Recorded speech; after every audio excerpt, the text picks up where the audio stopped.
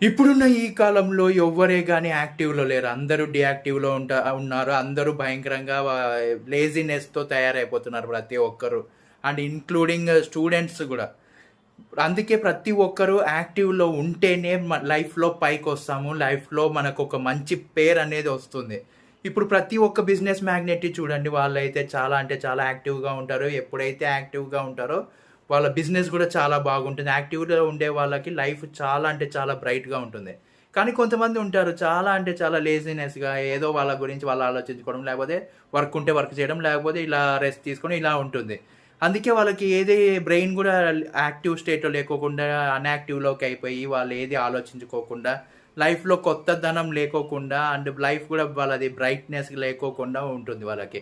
And కష్టాలెక్కువుంటాయి వాళ్ళకి. ఎందుకంటే brain సరిగ్గా పనిచేయదు కాబట్టి. యాక్టివ్‌లో ఉంటేనే మన బ్రెయిన్ గూడా చాలా అంటే చాలా బాగా పనిచేస్తుంది. చురుగ్గా ఉంటుంది.